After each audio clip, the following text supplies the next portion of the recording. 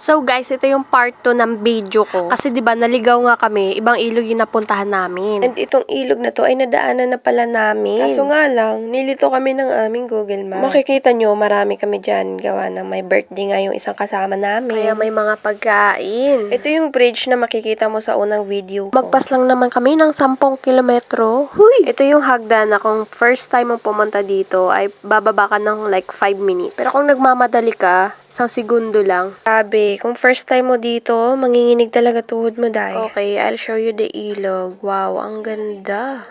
Uy, sobrang Latina!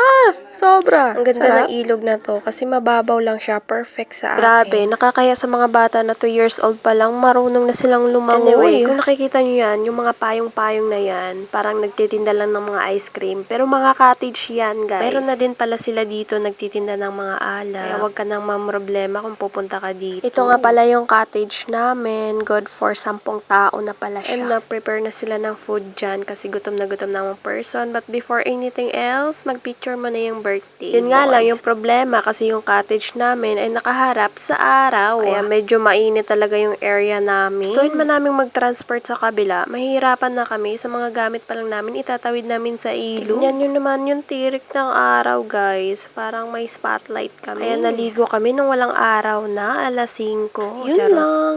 Bye!